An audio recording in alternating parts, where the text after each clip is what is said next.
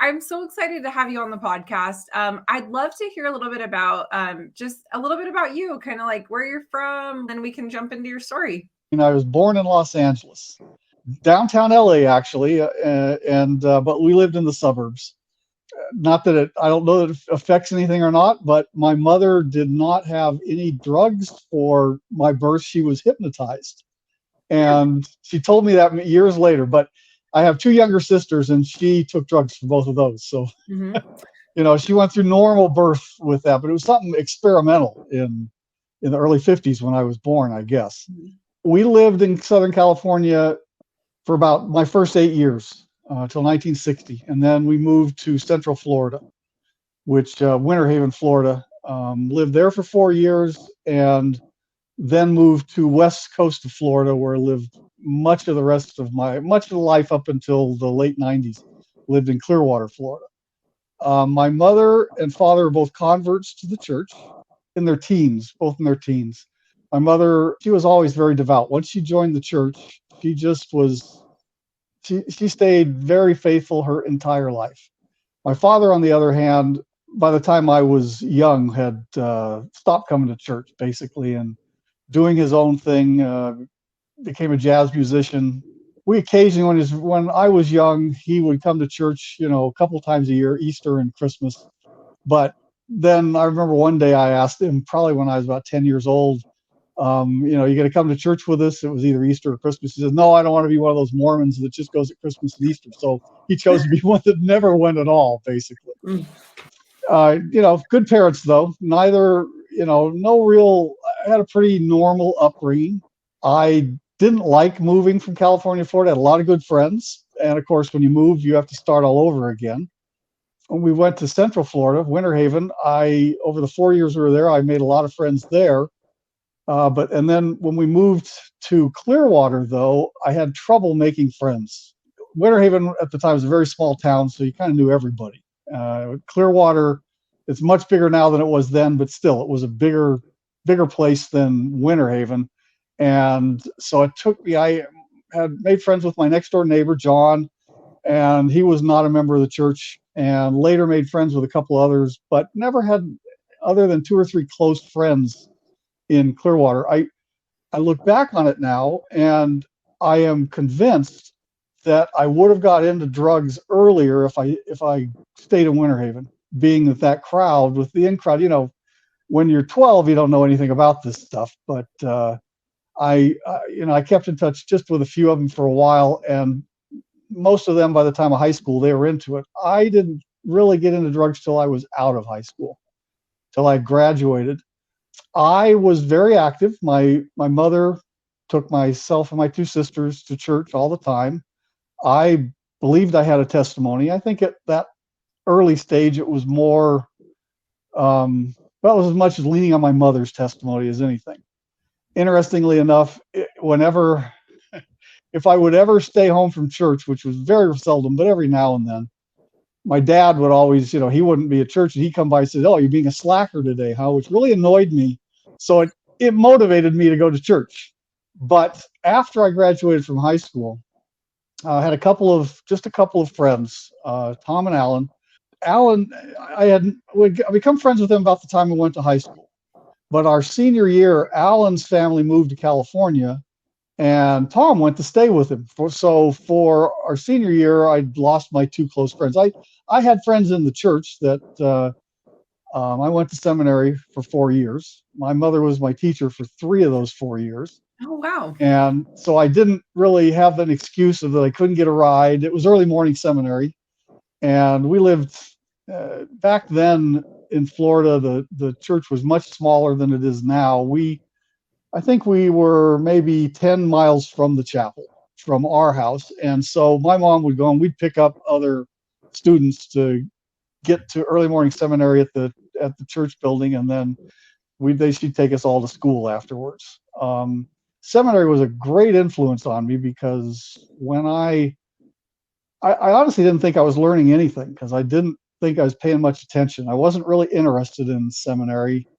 I went more because of my mom than anything else. I found out later that I really picked up a lot of things. I remembered things when when it came time to come back into the church, I remembered things that I had been taught, I had learned in seminary. So I was somewhat amazed.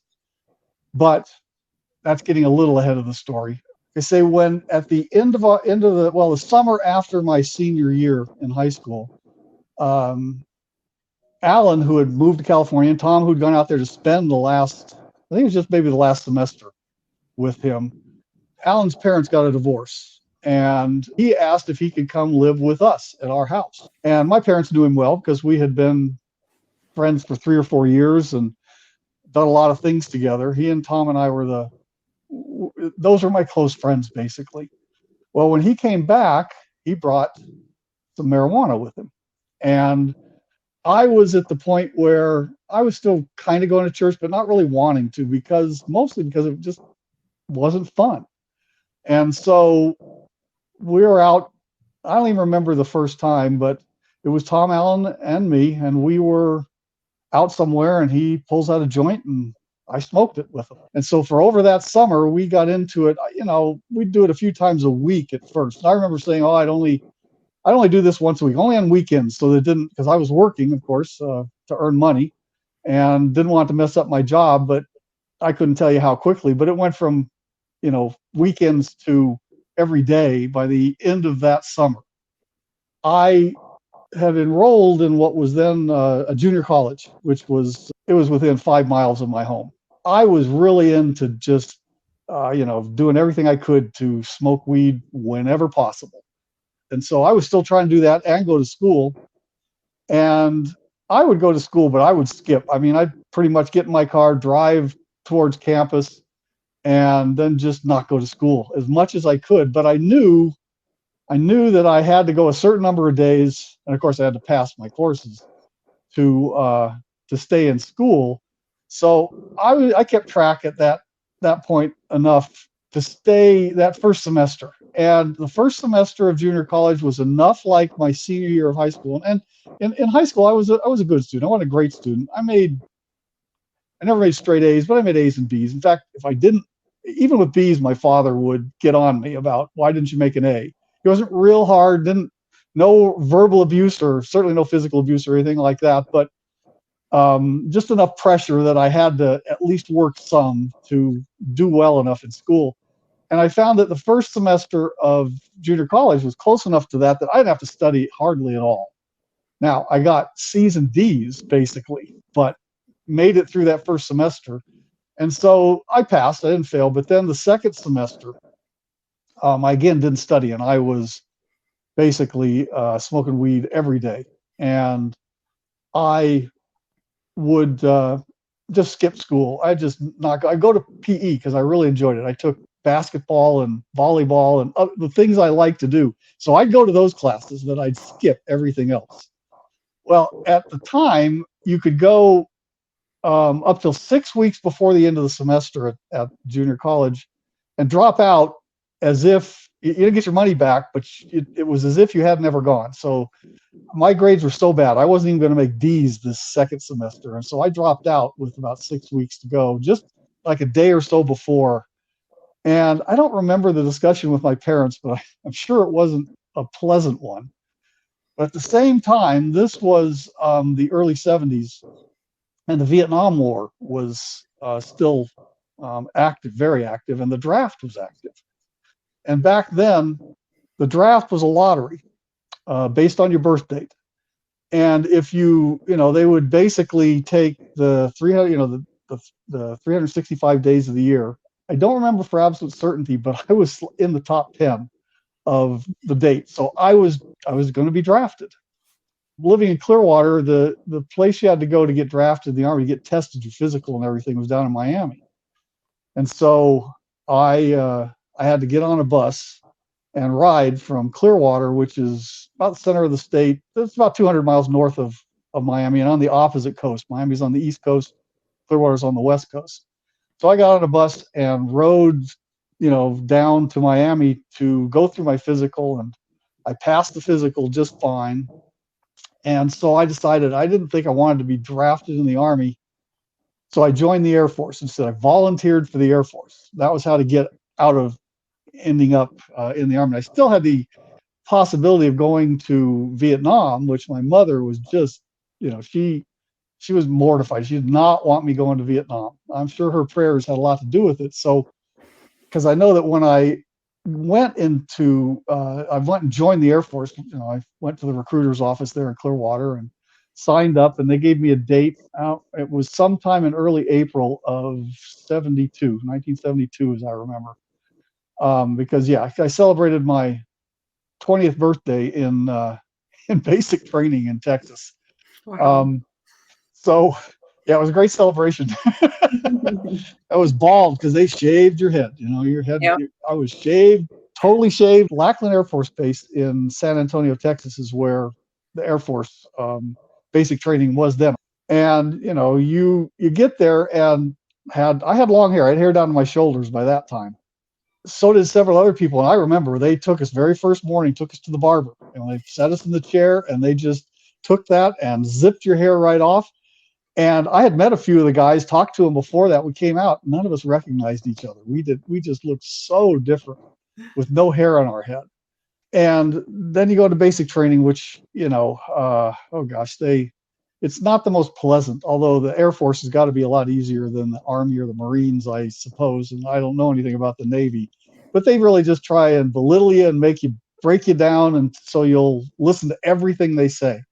And I remember I had a shirt that had 2 pockets in it, and I had kept some joints in the pocket. Now I was smart enough to have taken the joints out and thrown away, but I'm in there for the first day in our barracks, and the barracks is just this big room with 2 rows of beds, one set on each side of this long room with about 50 beds, and that's each one gets your own bed.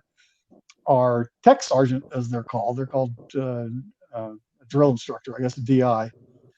He said, all right, empty all your pockets out. And I had some paper and stuff in the pocket, and put it right on the bed, right on your bed, empty your pocket. So I pulled the stuff out and put it there. And of course, some seeds and a little bit of grass fell out right on the bed. Oh man, did I get it. Didn't do anything, they're not about to kick me out of the Air Force yet for that. But boy, my DI, he was pretty tough on me. He'd said, he said, Rebek, I had thought you would be a leader, but you're just going to be in the back here for this whole thing. And then, went through the school. In school, they give you tests and decide where you're going to serve in the military. And the job they gave me, that I ended up qualifying for, and so did 5 or 6 other of my squadron, was one that would keep us out of Vietnam. In other words, it was working with equipment that they didn't want in Vietnam. And looking back, I'm pretty sure that had a lot to do with my mother's prayers, because had I gone to Vietnam, I've met several people who did, and drugs were just, water was harder to find than drugs in Vietnam. And that would have been disastrous for me. I'm convinced. Nonetheless, out of basic training, we went to tech school, and that was at Lowry Air Force Base, which was just outside of Denver, Colorado, in Aurora, Colorado. I was there in the summer of 72. And of course, in basic training, I wasn't able to get any drugs at all. I perhaps could have. There was one day near the end of basic training, you could go into downtown San Antonio, and I decided not to, because I had heard of people getting busted there for doing things. And so I decided I'm just staying in the barracks, which I did. But when I got to Denver, it was very easy. And of course, some of the other guys knew where to go exactly to buy things. And again, at this point, I was still just on marijuana. Is the only thing I had tried at this point. And we would go to a park there, and I don't even remember exactly where it was. We just went to a park there, and you could just look around and find a place where to buy marijuana. Well, we did. I enjoyed my first trip enormously. It just was great. The second one, though, which was later, it started out good, very similar to the first one, very enjoyable to me, and then it turned. And this was it was as if I could hear voices, and those voices were Satan's angels, and they were mocking me and laughing at me. And I don't know how much of that was real or how much of it was my mind for the LSD, but all I know is the LSD is what caused it, and it was horrible. It was absolutely, and I couldn't, of course, stop it. Yeah. I couldn't get it to quit. And I just went and sat by myself for 3 hours, just didn't talk to anybody because I wasn't sure if people were talking to me or not. It was horrible. When it finally quit, it was a relief. It didn't just, the trips don't end immediately, but they go from this high intensity to less, and then it eventually wears off.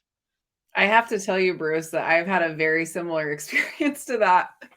I had a very similar experience where I was attempting to have a great time. And, mine was, I was doing ecstasy with my friends, and I'm like 15 at the time doing this, but I was sat by myself alone in a bathroom saying my prayers for hours because I thought I was going to die. Like, it was the worst feeling ever. And it was like, I just wanted to get out of that experience that I was like off the high, and I was stuck. I couldn't get out of it. And I literally prayed in the bathroom for hours, just hoping that I would make it out. So yeah, I know. And you want to take something that'll make it go away, but it just, you're stuck. You're stuck, and it is just the grace of God that it goes away at all. That I just didn't die.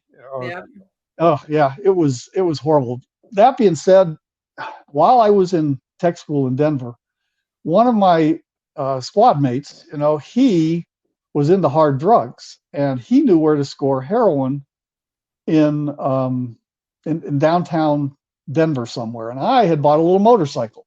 I had some money and so I could get around, and drive. Just bought this little motorcycle. So he asked me if I'd take him down there to do it. And I was kind of naive. And so we went, the first time we went downtown, and this, I found out later that this was a restricted area for military personnel. We were not allowed to be in that part of town.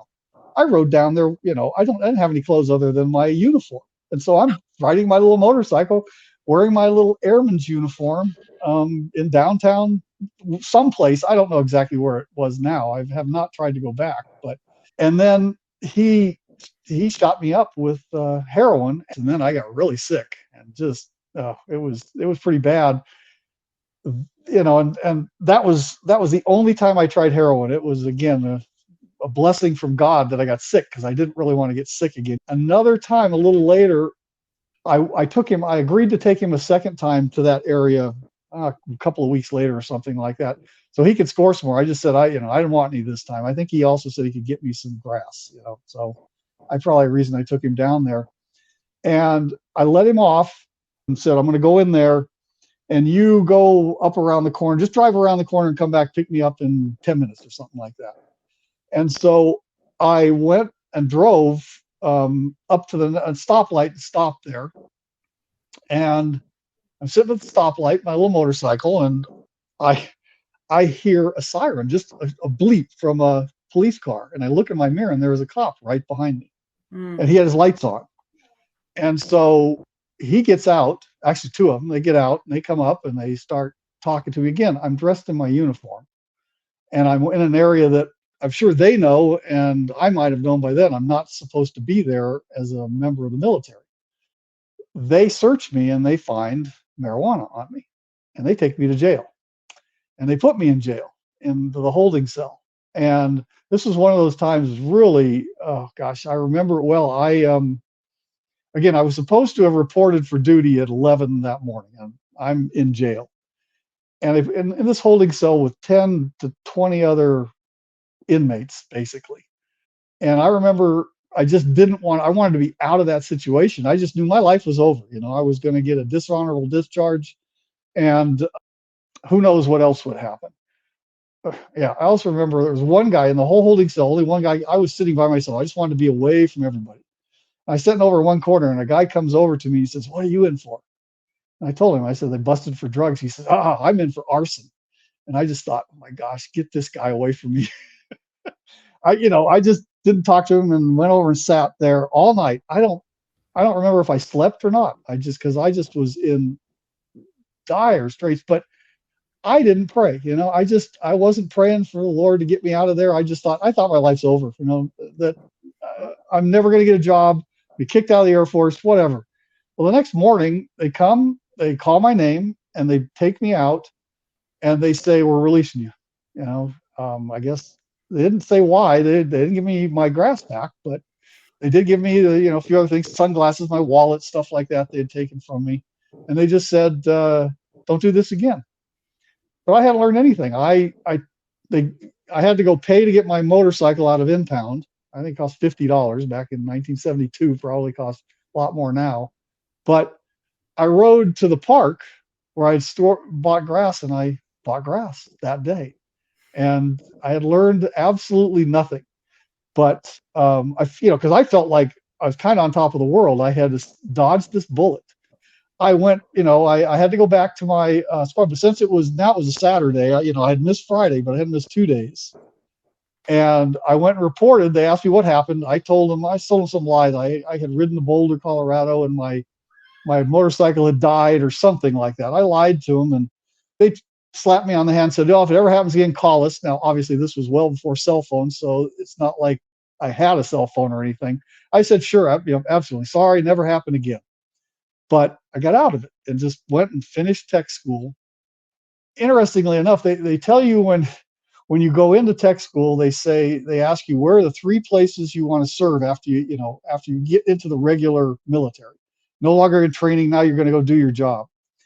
And they say one of the things they said is put the 3 places you don't want to go, because they never send you to any of the places that you put on that list. So in Clearwater, across the bay is Tampa, and Tampa Bay, there's an Air Force base. So I put Tampa as one of my 3 because I didn't want to go to Tampa. Well, that's where they sent me, right out of tech school. And they only kept me there for 3 months because my job that I did, they were phasing it out in the Tampa area. And so after about 3 months, so basically when I was in Tampa, I went home every night. I never slept once on base in Tampa because it was only 30-mile drive from my parents' house. And I slept there, and of course got back in with friends and had some other experiences with other drugs. One of the things I'm convinced that the Lord blessed me with was that the hard drugs weren't as available to me, weren't as accessible. Had I had them, I don't think I'd be alive today. I don't think I'd been alive, 40 years ago or 50 years ago. I would have passed away because of drugs.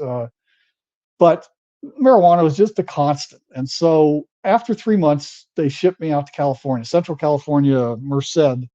There it was Castle Air Force Base. That base has been closed since then, but it was a training base for pilots for flying the large planes, the B-52s and the KC-135s. And the KC-135s are the ones that refuel planes in midair. And so they would train pilots in that. And they had I didn't have anything to do with flying. Amazing. In the Air Force, I never once went on a military plane the entire time I was in the Air Force, because my job was working with hardware and things. And so they had me in another part of the base. And of course, got back into the drugs, mainly marijuana, occasionally other things, but mostly just marijuana. And I was there in at Castle for about a year, and decided that, and we got a place. I had 2 roommates that in my squadron that we decided to get a place off base, rent an apartment with the 3 of us. And we got a nice place that wasn't too far from the Air Force base. But of course, there you could have parties and do all kinds of things which you couldn't do on base, and weren't so worried about them having a emergency inspection of your locker there on base, because you never knew where to keep any of the drugs when you're on base. So after approximately, I don't know, 8-9 months of living off base, I decided it was a great idea to start selling because I could make profit. I had saved enough money. I could buy a kilo of grass and sell it, in little individual ounces, bags we call them. And so I did that once, and I sold it, kept some for myself, sold some of it. And, we had parties, not often, but I'd say once a month. And then one day, the police showed up well, it was the military police, but with the local county police, because since we lived off base, military police had sent people to our parties and knew what we were doing, and they knew where to go immediately to find the marijuana I had hidden in this big canister like thing where you just lift the top off. They walked right in, opened the top, and there it was down there. And they took us to jail. And that was the second time. It was a really, I can't say, at least this time I wasn't by myself because my two roommates were with me, among with one other guy who happened to be there that night with us, who wasn't our roommate. Poor guy. He luckily, Brett, they released him because he wasn't one of the sellers. Essentially, that was me mostly, but my two roommates got busted because they lived with me. And so I had to call my dad. I think it was about probably 2 a.m. his time. I called him to tell him I needed to be bailed out of jail because I was going to stay there in jail until someone bailed me out. I think it was like about $10,000 is what he had to put up for the bail. And so that was not a pleasant conversation. And he said I could be out there a little over a week from now. I spent, I think, 10 days in the county jail. Again, with the other guys who've been busted with me, we were all in the same cell. You know, really demeaning thing, terrible food, just not a pleasant place. You know, no exercise. And when you're in the county lockup like this, they don't even let you out to walk around. You just basically have a big cell with beds on one side and a bathroom on the other, and the bathroom has no doors on it whatsoever, just a toilet, basically, so everybody can see everything while it's going on. When I got out this time, my dad came out to bail us out. He bailed me out and one of my roommates because his father would not bail him out. He said, you can stay there. And so my dad volunteered to bail my friend out, Rick, too, and so that we could all get out. And they took us to court, gave us a court date of, I think, a couple months in advance. And, you know, we're free on bail. I got permission to go back to Florida. And at this time, I think, yeah, I said I had two younger sisters. Like I like to say, they're much younger than me because I'm old, they're not. But they were both students at BYU at the time. And so I flew from California to Salt Lake. Well, I guess to Salt Lake, and then I think my sister picked me up and drove me down, and I stayed at her apartment for one night to just see what BYU was like. And I remember earlier when, you know, back when I was still thinking about going to college before I went into the military, there was just one college I was not going to go to, and that was BYU. I don't have anything to do with the church, BYU, anything. But I spent one day there with my two sisters and, you know, some of their friends, and I kind of fell in love with the campus. I thought, oh, this is not bad. And at that point, I was thinking about, you know, I need to do something different in my life. Maybe what I've been doing with drugs is not so good. It's not so much fun anymore. You know, after you smoked weed every day for a few months, the highs aren't the same. You know, you just can't get as high anymore. It's just kind of like, well, I'm just doing this because I'm doing it. And it started to mess up my lungs. I started to cough and hack a lot. And so, of course, and of course, I'm facing jail time. And so I spent that day or so with them and then flew back to Florida. I hadn't really committed to anything yet, certainly to my parents. My mother, as I said earlier, was still very devout. She's church. She'd been a seminary teacher for my second year through my youngest sister's last year, and she'd been a seminary teacher in Winter Haven before I was even old enough to go to seminary. So about 10 years, as well as, you know, she held many other callings, from Relief Society president, Young Women's president, and counselors. She just was, you know, very faithful. I remember going back, and I had been in this ward. It was called the Dunedin ward, was what it was called. And I had, of course, been in that ward since I was 12 years old, and now I was 22, I think, 23, something like that. And so I knew most of the people in the ward. Now, I've been gone for about 3 years because I quit going to church, and then I went off into the military for 2 years. And I think this was, you know, more desperation on my part. I never doubted the church, never doubted that there was God. I just kind of didn't want him to have anything to do with me because I was having fun. I was enjoying life. Well, I wasn't enjoying life anymore. And so I feel bad. It's not like, all of a sudden I felt like, oh, I need to love my Savior. It was more like, no, I need help. I want out of this. I really don't want this situation to continue. And so I remember I told my mom sometime in the week, said, I think I'll go to church with you on Sunday. I think she probably almost fainted because I'd given her no indication I was ready to repent or do anything. Like I said, I think it was more my part out of desperation. But the Lord doesn't care. He just wants you to turn to him and repent. And so I went with her, and my mom, as I said, she, being a seminary teacher all those years, she had 2 or 3 file cabinets full of subjects to teach lessons and to give talks and all those things. And because she'd been asked to do it many times, as well as teach classes. And I remember her telling me that while we were there at church, the following Sunday, she was giving a talk in sacrament meeting, and she didn't know what to talk about. And that was like unheard of for my mom. She, of course, like she could pick any topic. And I said to her, well, how about I give you a talk?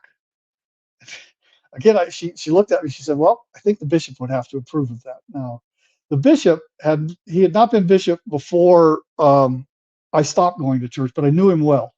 He was a big basketball player, and he had helped organize a city league team for our ward, and I loved to play basketball. So I would always play. Even when I was not going to church, I would go to the basketball games. I was quite a rebel, but like I said, by that time, this before I left, to be in the military, I was playing, and he was the coach on the team.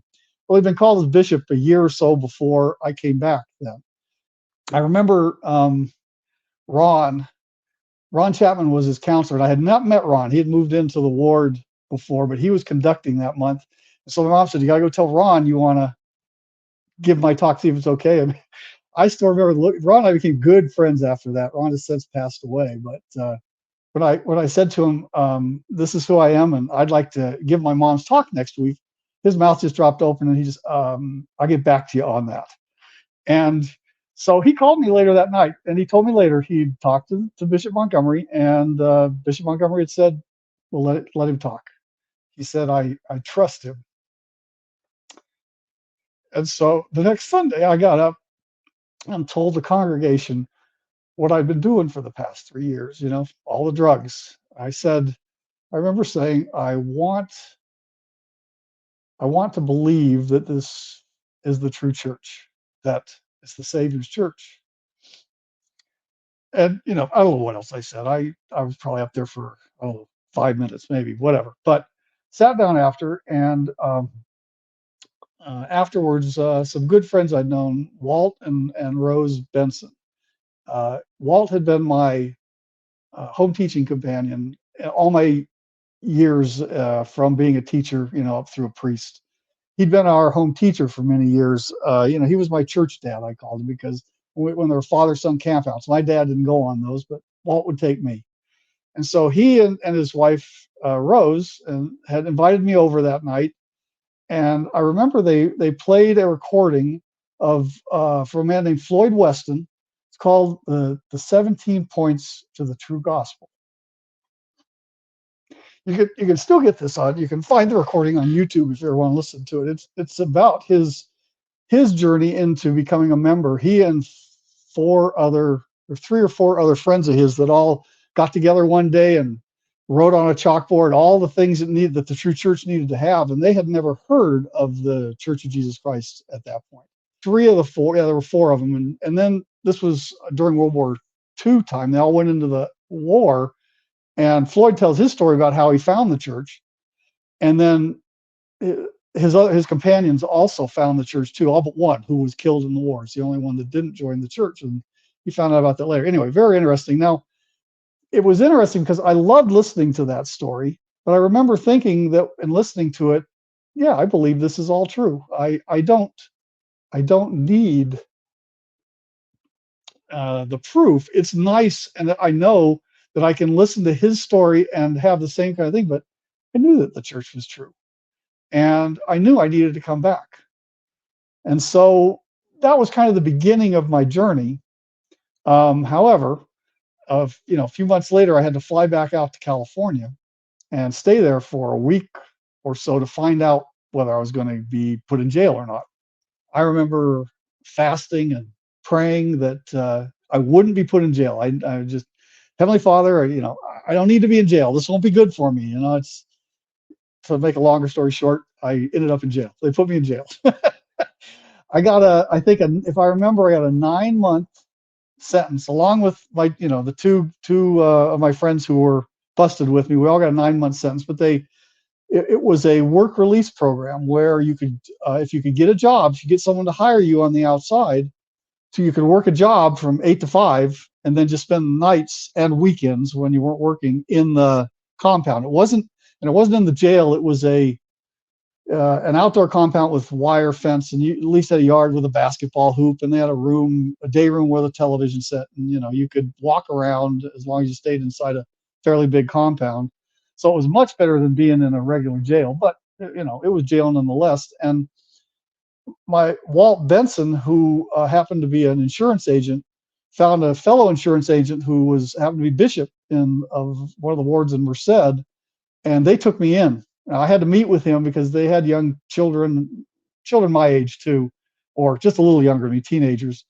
And he wanted to interview me, make sure I wasn't going to be a bad influence, that they'd take me in their home, because I had to be there pretty much for a week to go to court a couple of times before I went to the final hearing. So they took me in, and they also happened to run for a business a lumber yard there in Merced, California. And so they offered me to be able to work there in the lumber yard while I was on this work release program, so I didn't have to actually go into lockup and spend my time there. It was a very good time. I had committed to the Lord. I'm gonna stick this out. Even in that facility, there were drugs available, and only once did I fall back into my own habits, but I did, and I, of course, felt terrible about that. But the wonderful thing is, the Lord, he accepts repentance. He didn't, I didn't get out early. I mean, I got out in 6 months, but that's time off. If you don't mess up for the 6 months, they take off a half a day for every day you spend in there, so you can get out early. So we all of myself and the other two, got out in 6 months instead of spending the full 9 months in there. And after that, I went back to Florida, got a job.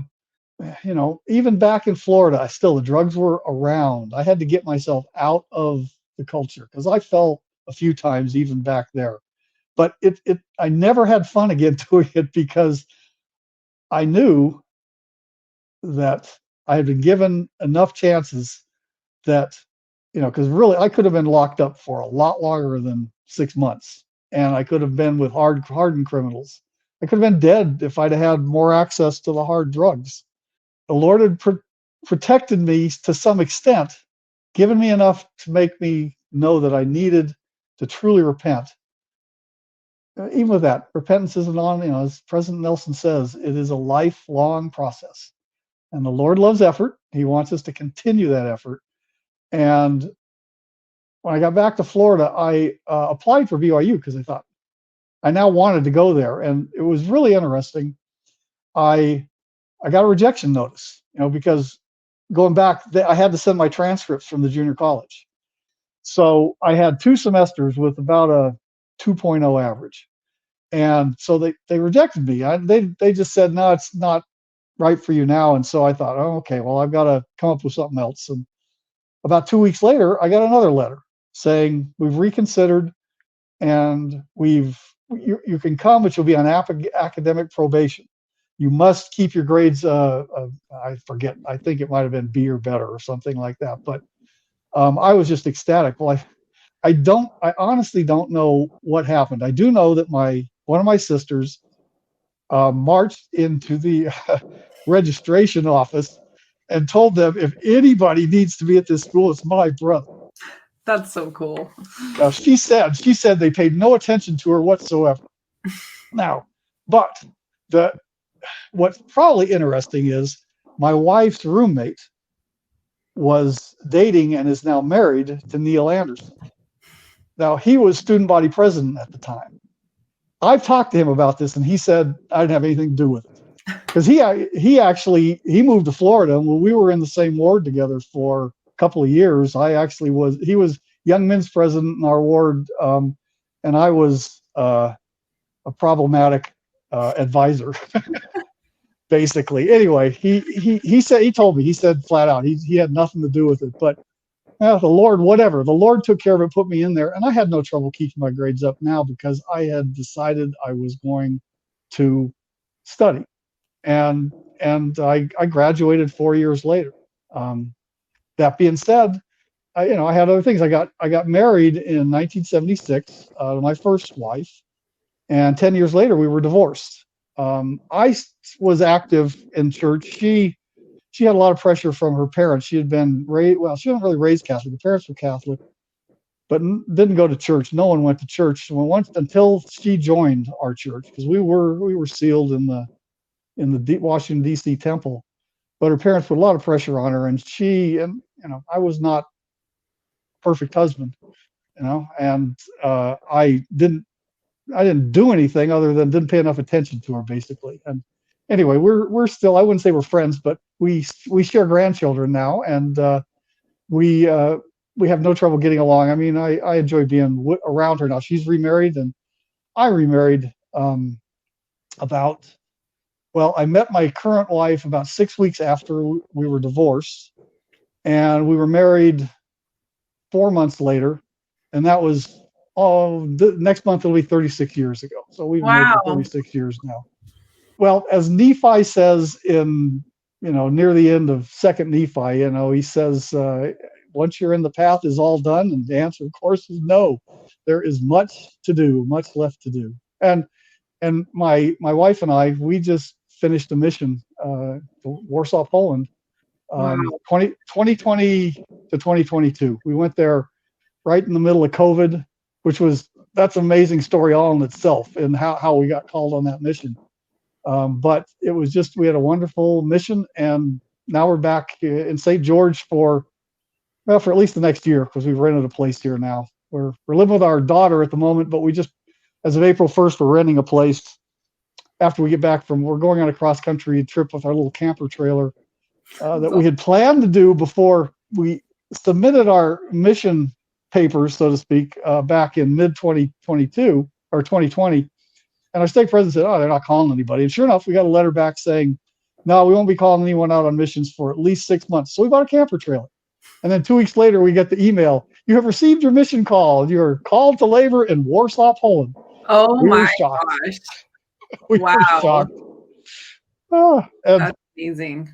Yeah, and it was a wonderful, absolutely wonderful experience. Didn't really learn much Polish, but learned to love the Polish people, and most especially the young missionaries. We were the office couple, so we got to work with every one of the missionaries, at the very least when they came in and when they left, but also those who were in Warsaw, and apartment inspections, and it was a wonderful time.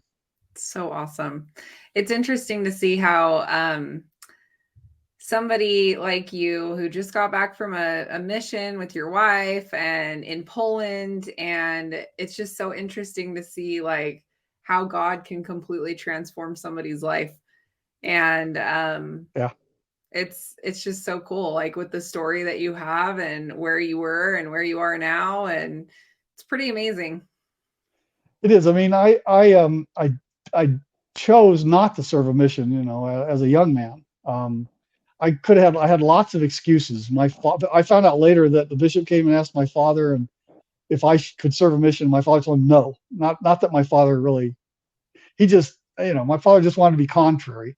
It also, being the Vietnam War, there was a policy at the time that only one missionary per ward could be out at any given time. Now, we just didn't happen to have any in our ward, and the bishop did come to my house and asked me to go on a mission, but I had stopped coming to church by that time, and I told him no, and I have regretted that for, since that. I lived in Florida from 1960 until 1998, when my job moved me up to New York, and we lived in New York for almost 17 years. And I remember telling the story in the branch we were living in, that I still hated that I chose not to go on a mission. I had to have one of the sisters in our ward come up and tell me, she said she prayed about it, and the God told her to tell me he has forgiven me. And that's how, I still regret it, but she was just an angel to tell me that. While we're in New York, I met, well, when we first moved up there, I met a young man named Drew. He was 12 years old at the time I met him. He just was a stalwart kid. I knew this because I gave a talk once in his ward, and he gave a talk the same day, and he's sitting next to me, and he's holding a set of scriptures that are just beat up. Really, really, you could tell someone read through them. And he spoke before I did, and I finished my talk by saying, something in there. I said, it's really nice to meet this young man. I said, I love to see scriptures that are well used. And I said, they're probably his grandfather's hand-me-down or something. So, and afterwards, close my talk, sit down, I sit next to him, and he elbows me. And he holds out his book to me, and his name's engraved on it.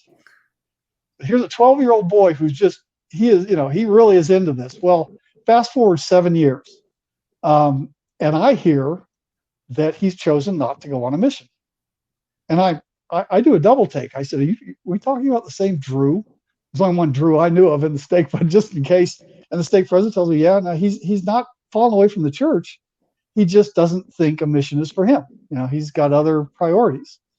Well, I'm on the high council at that time, and so high councilors go and speak at the various wards and branches, and I find out that the very next month I'm speaking in Drew's branch, and I get to pick my topic.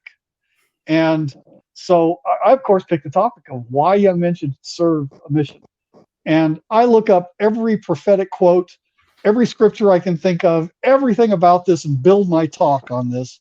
But there was one thing I was not going to say, and that is that I chose not to serve a mission, because I would go, oh, Drew's going to say, oh, there's Brother Rebeck, he's fine, and I don't have to serve a mission either. So comes the Sunday, I get up there, and Drew's speaking again in the ward. He's 19 now, though, and he gives his talk, and so I get up and give mine, and I'm in the middle of reading it, telling every story I could think of, reading everything I could think of about this, and I've got a couple of minutes left in the talk, and the thought comes to me just as strongly as anything. Tell everyone you chose not to go on a mission, and that's been the worst decision you ever made in your life. And I start arguing in my head. I'm still giving my talk. And it was amazing. Words were coming out of my mouth, but in my head I'm going, no, I'm not going to say that. No, I am not. And that honestly went on for a minute or two. And finally, it just was so strong. And, I've learned that when the Spirit talks to me, I better follow. And so I finished my talk with something like, and I just have to tell you that I had the opportunity as a young man to go on a mission, and I chose not to, and I regret it to this day. And I sat down, and, afterwards, soccer meetings over, Drew says, good talk. And Drew's father, Ed, he and I good friends, and I knew him well. Later that week, Ed calls me and said, oh, man, loved your talk, but Drew came to me afterwards and said, hey, Brother Rebeck didn't go on a mission. See, I don't need to. And I'm thinking, oh, I have ruined this. Why did this happen? Well, a couple of weeks after that, I hear from the stake president that Drew's decided to go on a mission. And I'm going, oh, thank goodness the Lord saved him from me, from my bad example. Well, I meet Drew, I don't know, sometime after that, and he says to me, after your talk, I started thinking, I plan to stay active in the church, and I don't want to have to go around telling people all my life that I chose not to go on a mission. So he said, that's not the only reason I went, because after I prayed about it, I realized I should. But he said, that's what got him thinking about it. And so, trust, lean not into your own understanding, trust the Lord, because I would have never thought that would be the reason that Drew would consider going on a mission. I was positive that was the reason not to say it, but the Lord put me there for the right reason. I had all these great logical reasons, but it was that one statement that impressed him enough to start really thinking about it. Wow. Yeah, my husband, he came home early from his mission, and his episode is episode 2 on the podcast, but I've listened to every episode. Yes, I've heard his. Yeah. So he decided he didn't decide. He got sent home early from his mission, and he has wished, and I mean, he's lived with regret. And so we look forward to the day that we get to serve a mission together and come full circle with that. So Yes. Well, tell him from me that the Lord's forgiven him, I and will. that I and will. that good things happen even of bad choices on our part. But yeah, Hmm. I keep that in mind where you get a chance going, because it's been a goal of my wife and I since since since we got married. Yeah. I had wanted to go, and there were all kinds of obstacles to overcome, but the Lord has. There's so many miracles that happened in 2020 to Yeah. get us on a mission. Um, it just it will happen if you just keep it in your mind. The right time, it'll it'll happen at the right time. Yep. Yep. Well, Bruce, you are so awesome. Thank you so much for coming on the podcast and sharing your story. And just you are an incredible example of what somebody can become if they choose to come back to the Lord's church. And yeah, any final thoughts before we wrap up? Well, first thing I want to say is that your podcast is enormously important. I mean, I don't remember exactly how I heard about it.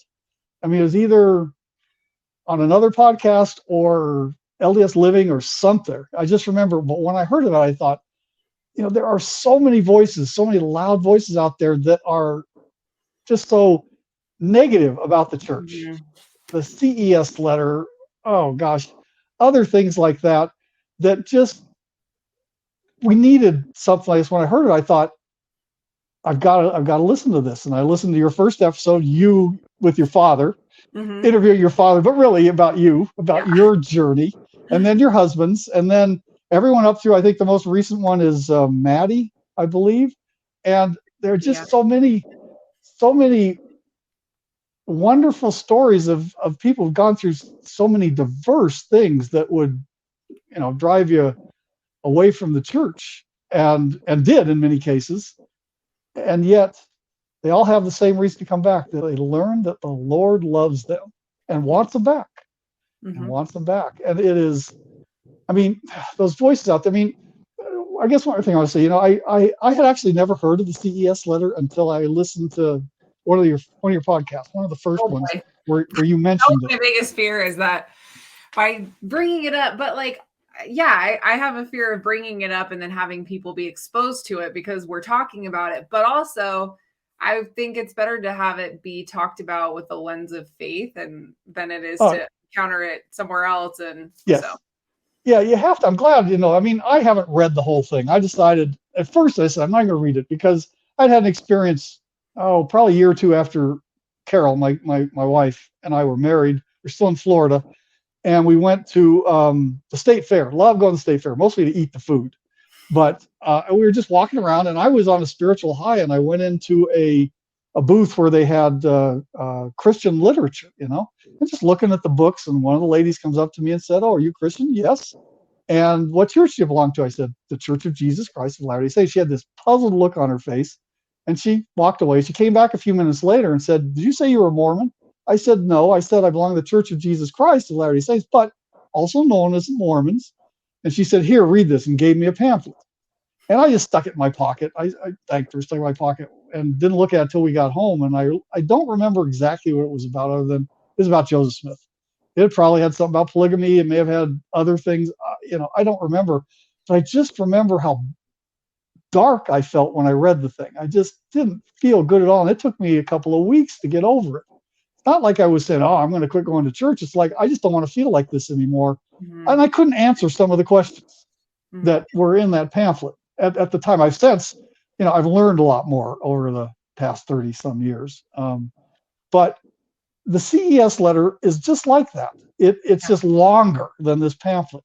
But I tell you, I have to tell you that when I looked at it, this is what I think of.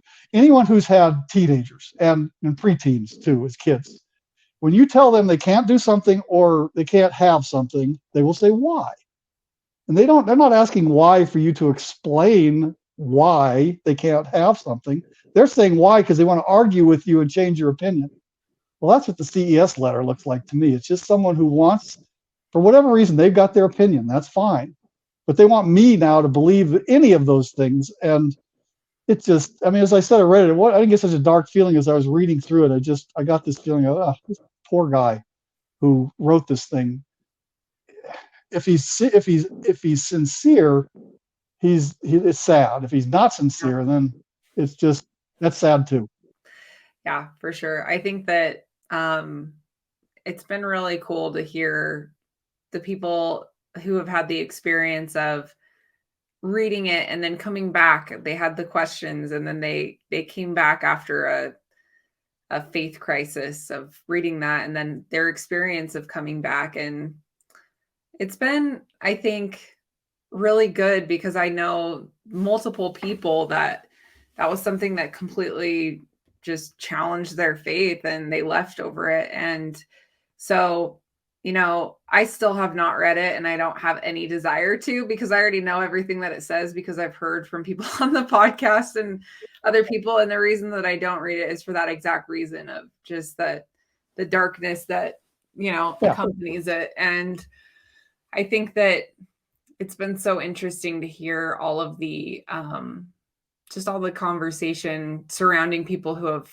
really dug into it and then come up with their response to it. And I'm grateful for all of the people that do all of this work to bring light to, why it's so, ridiculous.